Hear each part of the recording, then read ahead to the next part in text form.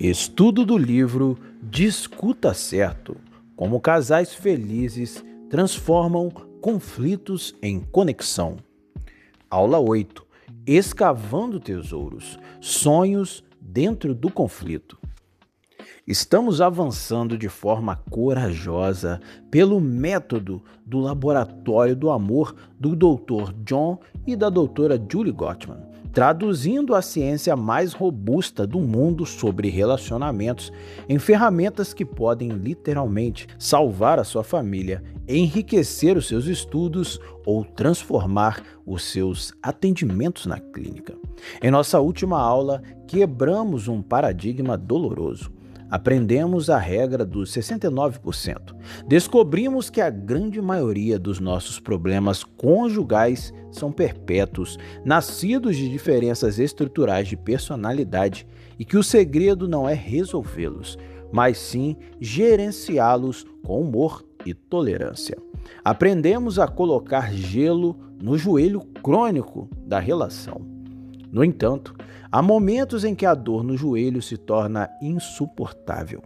Há momentos em que o problema perpétuo não pode ser resolvido com uma piada ou com uma simples negociação de limites. Há conflitos que se transformam em paredes de concreto armado. Você sabe do que eu estou falando. É aquela briga em que, de repente, o tom de voz muda. A fisionomia do seu parceiro endurece, os olhos se enchem de uma raiva fria ou de um desespero quente. Não importa o quanto você use o início suave ou peça um tempo, a discussão não avança 1 milímetro. Vocês rodam em círculos, machucando um ao outro repetidamente, até a exaustão total. Na psicologia do doutor e da doutora Gottman, nós chamamos esse estado de impasse. Quando um casal chega a esse nível de impasse, eles começam a se ver como inimigos mortais. A casa se torna um campo minado e a pergunta que ecoa no consultório do terapeuta é: por que nós não conseguimos simplesmente concordar em discordar? Por que essa briga específica dói tanto a ponto de querermos o divórcio? Sejam todos bem-vindos ao canal Estudante de Psicologia. Nessa aula vamos descobrir o porquê. Nessa aula vamos vestir o nosso equipamento de mergulho, vamos sair da superfície barulhenta das brigas e descer para as águas escuras e silenciosas da psique humana. Eu sou Jefferson Grem, estudante de psicologia e o seu melhor amigo na busca pelo conhecimento profundo da ciência da psicologia em suas várias faces. Vamos então ao nosso estudo dessa aula 8, Escavando Tesouros, Sonhos dentro do Conflito. Para entender o que acontece em um impasse absoluto, vamos imaginar que estamos navegando no oceano gelado do Atlântico Norte. De repente, avistamos um iceberg. A parte do iceberg que está fora da água, a ponta branca e visível que reflete a luz do sol, representa cerca de 10% da sua massa total. Os outros 90% estão submersos, invisíveis nas profundezas escuras do oceano. E como a história do Titanic nos ensinou tragicamente, não é a ponta visível do iceberg que rasga o casco do navio e o afunda.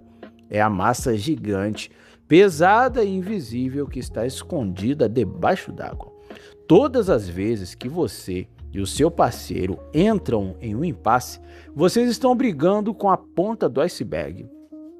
Vamos trazer isso para a realidade clínica e cotidiana.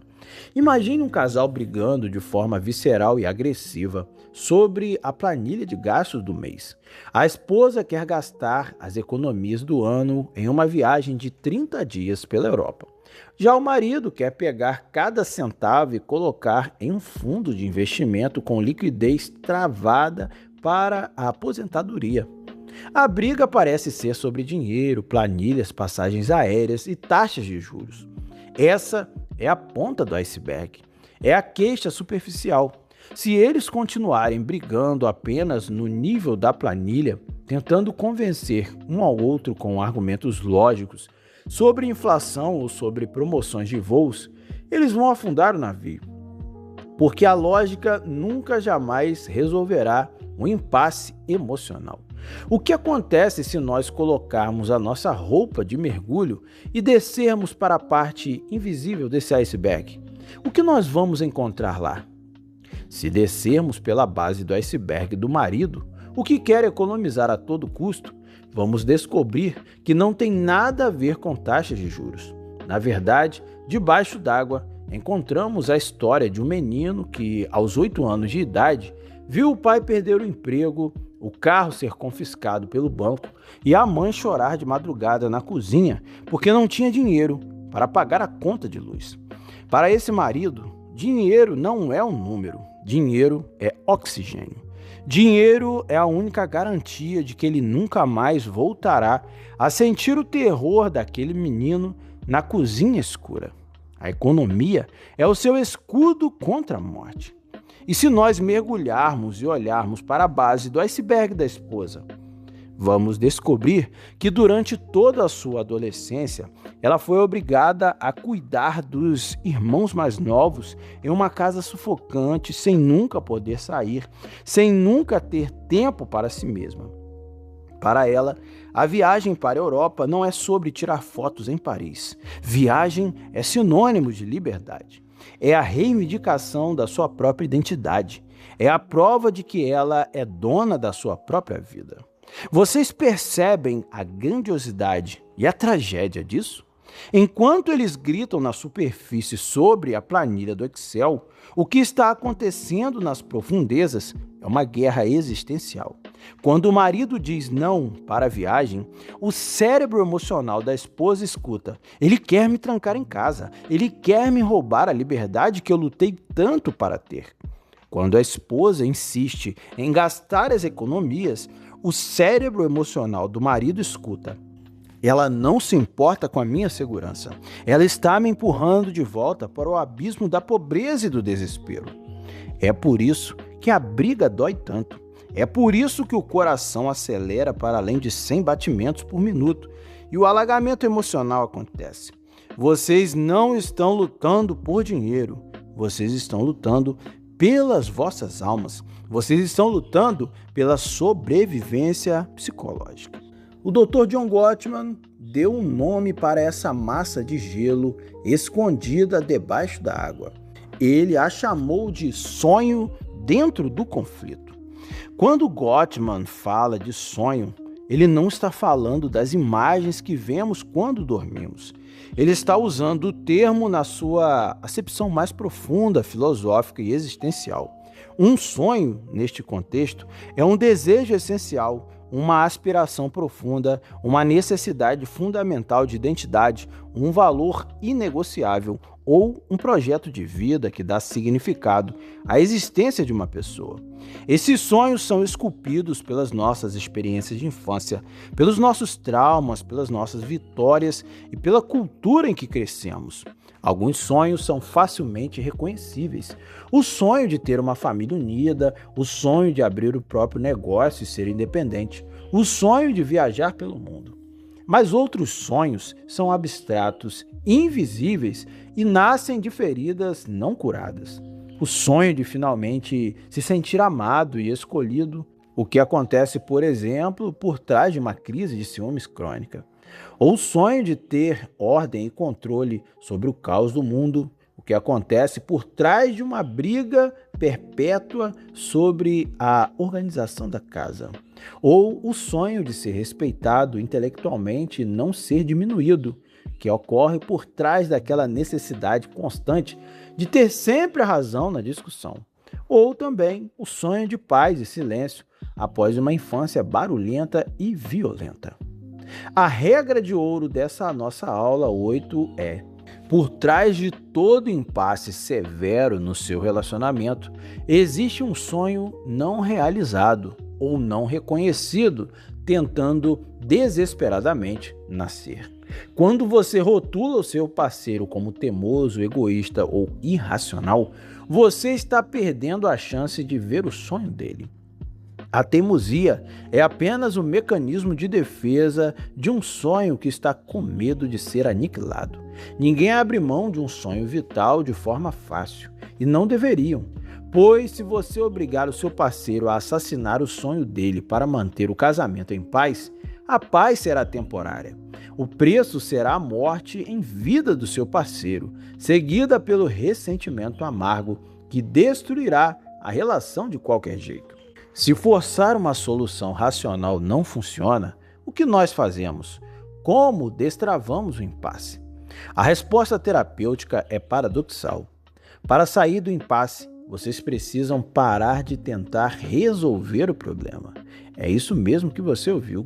Esqueçam a planilha de gastos, esqueçam a viagem, esqueçam o fato de onde passar o Natal ou de como educar os filhos. Nós vamos suspender temporariamente a tentativa de achar uma solução e vamos focar única e exclusivamente em compreender a anatomia do sonho do outro. O objetivo aqui não é chegar a um acordo. É impossível chegar a um acordo quando as armas estão engatilhadas. O objetivo agora é pura exploração. É pegar uma pá, vestir o chapéu de arqueólogo e escavar delicadamente a terra em volta do coração do seu parceiro para encontrar o tesouro enterrado ali. Nessa etapa, vocês deixam de ser adversários lutando por território e passam a ser dois pesquisadores curiosos mapeando o território emocional um do outro. E para que isso funcione sem desencadear um novo alagamento emocional, nós precisamos de regras de engajamento extremamente estritas. Na terapia do Dr. Gottman, nós usamos a estrutura do orador e ouvinte. Quando é a vez do seu parceiro falar, como orador, o seu único trabalho no universo é ser o ouvinte. Você não pode julgar, você não pode contra-argumentar, você não pode dizer, mas isso não faz sentido. Você não pode apontar falhas na memória dele.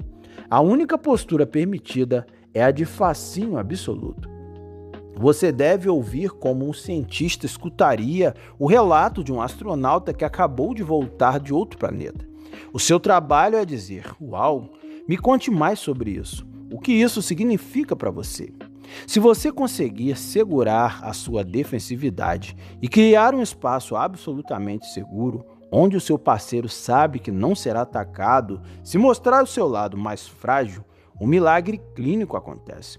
O gelo do impasse começa a derreter, a hostilidade evapora e é substituída pela empatia profunda. Prestem muita atenção agora. Pegue papel e caneta se for possível.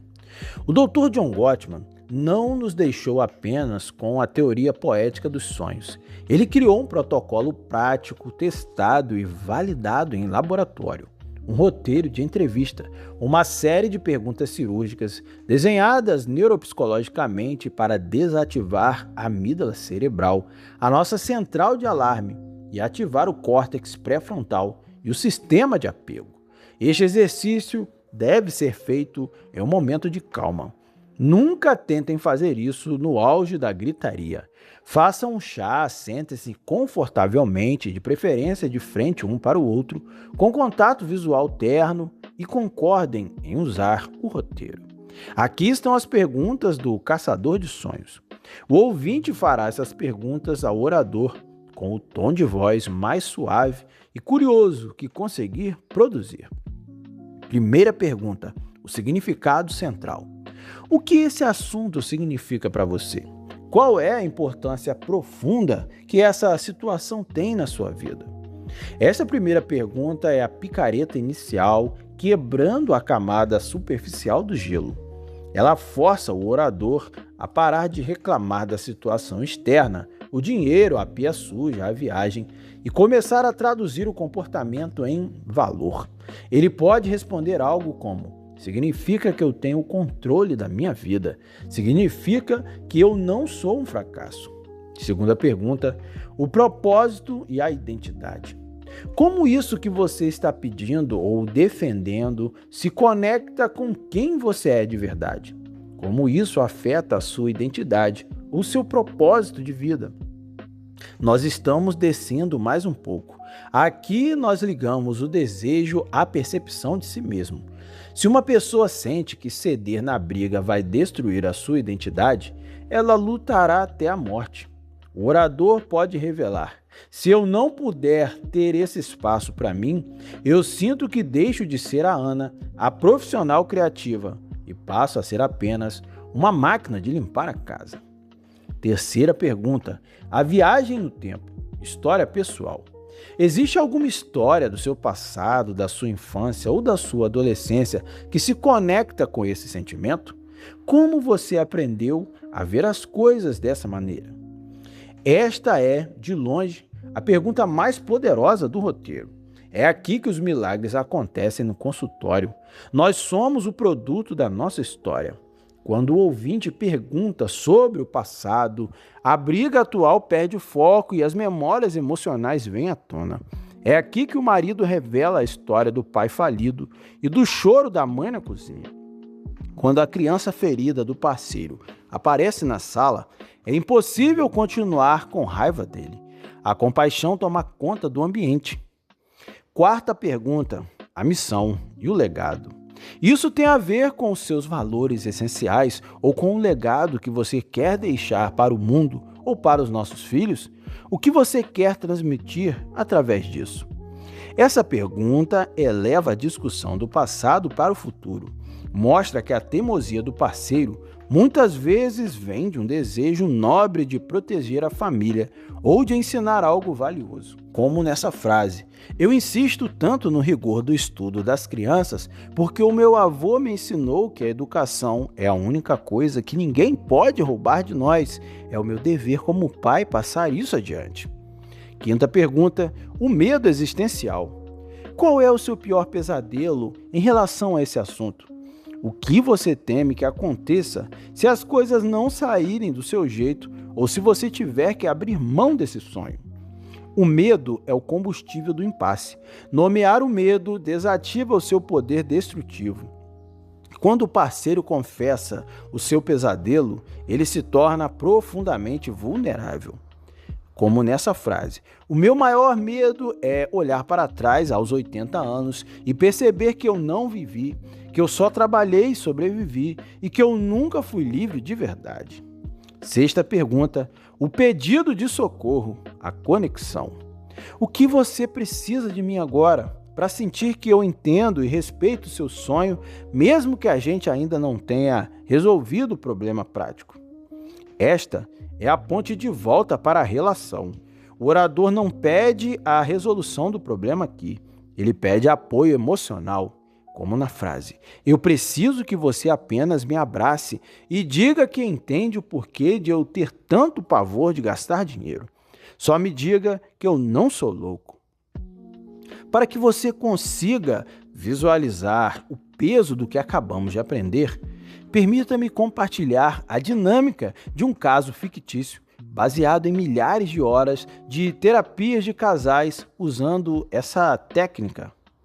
Vamos olhar para a vida de Marcos e Helena. O impasse deles, que já dura 3 anos, ameaça levá-los ao divórcio. O problema superficial é moradia. Marcos, que trabalha em home office, quer vender o apartamento deles no centro da cidade grande e comprar uma casa espaçosa em uma cidade do interior, perto das montanhas. Já Helena, que também pode trabalhar de casa, se recusa terminantemente a sair da metrópole.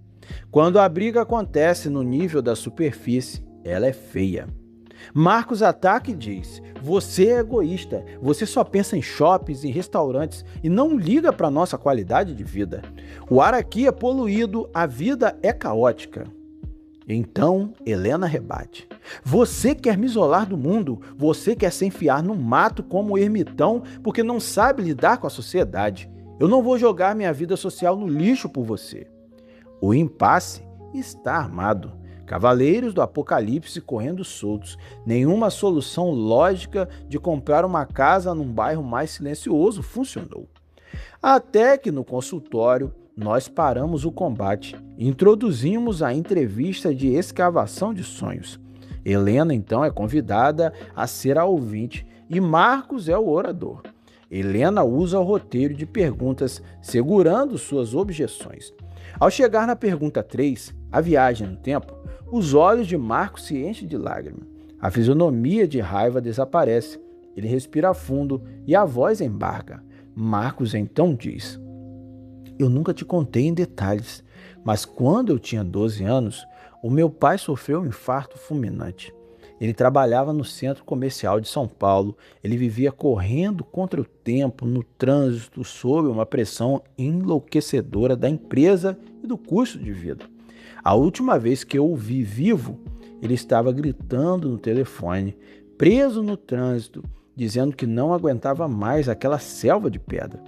2 dias depois, o coração dele explodiu. Quando eu olho pela nossa janela hoje e vejo o trânsito, eu ouço as sirenes, a minha garganta fecha. Eu sinto que a cidade vai me matar, igual matou meu pai. A casa na montanha não é sobre ar puro, é sobre eu ter a garantia de que eu vou viver para ver os nossos netos. O meu sonho é envelhecer em paz, longe da máquina que destruiu meu pai. Helena, que estava armada até os dentes para atacar o ermitão do seu marido, de repente, após ouvir esse relato, deixa os braços caírem. O queixo dela treme. Ela percebe que Marcos não queria isolá-la. Ele estava apenas lutando como um menino assustado contra a sombra da morte do pai. Ela estende a mão e segura de Marcos, chorando junto com ele. O impasse absoluto acabou de ser transformado em uma conexão profunda. Então, nós invertemos os papéis. Marcos se torna o ouvinte e Helena revela o seu sonho por trás da recusa de ir para o interior. Helena conta: Eu nasci e cresci numa cidade muito pequena do interior. Eu era uma menina diferente, gostava de arte, de literatura e a cidade inteira me julgava. Eu sofria bullying diariamente por não me encaixar na caixinha pequena daquela sociedade. A metrópole, para mim, foi a minha libertação. Quando eu cheguei na cidade grande, eu vi que eu não estava sozinha. Aqui eu me sinto anônima, segura, aceita. O meu maior pesadelo, pergunta 5, é voltar para um lugar pequeno, cercado de árvores, onde eu me sinta novamente aquela adolescente sufocada, julgada e sem saída. A cidade não é sobre shoppings, Marcos. A cidade é sobre pertencer. O meu sonho é nunca mais me sentir aprisionada. Agora é Marcos quem chora, entendendo a ferida da sua esposa. Eles resolveram onde vão morar? Não resolveram. O problema prático da casa continua, mas o relacionamento acabou de ser salvo. Porque agora Marcos não acha que Helena é uma superficial egoísta. Ele entende que ela é uma mulher protegendo seu refúgio de liberdade. E Helena não acha que Marcos é um ermitão antissocial. Ela entende que ele é um homem tentando proteger o próprio coração de um trauma terrível. A raiva foi substituída pelo respeito mútuo. O veneno foi sugado da ferida. Eles se reconectaram em nível de alma e é a partir deste ponto de empatia gigantesca que nós podemos finalmente passar para a fase de negociação de acordos. Escavar os sonhos por baixo dos nossos conflitos é o trabalho mais nobre, corajoso e transformador que você fará no seu relacionamento ou na sua vida profissional como psicoterapeuta. Quando você honra o sonho do seu parceiro, mesmo que esse sonho seja diametralmente oposto ao seu, você está comunicando a mensagem de amor mais poderosa que o cérebro humano pode registrar. Você emite a mensagem: eu te vejo, eu me importo com o que é vital para você, eu não vou pisar no seu coração para conseguir o que eu quero. Você não precisa adotar o sonho do outro como seu. O marido não precisa virar um perdulário amante de viagens e a esposa não precisa virar uma entusiasta da economia rigorosa. O respeito ao sonho basta. Muitas vezes, só de parceiro sentir que o seu sonho foi validado e que os seus medos foram ouvidos sem julgamento, a necessidade rígida de bater o pé e brigar se dissolve. Cerca de 80% da rigidez em uma discussão não vem do problema em si, mas do desespero de não se sentir compreendido. Quando a compreensão chega, a flexibilidade aparece como um passe de mágica. Mas e o que fazemos depois? Nós exploramos o iceberg, nós choramos juntos, nós entendemos as feridas de infância de cada um. Agora, a empatia está restabelecida no nosso lago emocional. No entanto, o despertador vai tocar amanhã de manhã. As contas chegarão, a decisão sobre a viagem ou a poupança, sobre a cidade ou o campo, ainda precisa ser tomada. Como, a partir desse lugar de compreensão profunda dos sonhos um do outro, nós criamos uma solução prática onde ninguém sinta que vendeu a própria alma. Como nós construímos uma ponte entre a necessidade de segurança dele e a necessidade de liberdade dela. O milagre de entender o sonho precisa ser seguido pela técnica milenar de ceder graciosamente. Este será o nosso próximo e vital e belíssimo passo, a nossa próxima aula. Eu espero você com a mente ainda mais aberta e o coração ainda mais aquecido para a nossa aula 9, o Aikido do relacionamento, a arte de ceder. Vamos aprender como encontrar aquele círculo mágico onde as nossas diferenças deixam de ser armas e passam a ser forças complementares. Eu sou Jefferson Grem, estudante de psicologia e o seu melhor amigo na busca pelo conhecimento profundo da ciência da psicologia em suas várias faces. Deixe aqui o seu comentário sobre essa aula brilhante, se inscreva no canal, curta o vídeo e, é claro, coisa boa a gente compartilha, um conhecimento tão importante para a nossa vida como esse, merece ser difundido por você. Então, compartilha no grupo da família, no grupo da faculdade, envie para o seu namorado, namorada, para os seus amigos. Vamos juntos aprender o conhecimento que transforma. Beba uma água, um café, estica a coluna, ajeite seus fones e vamos direto para a aula 9, o Aikido do relacionamento, a arte de ceder.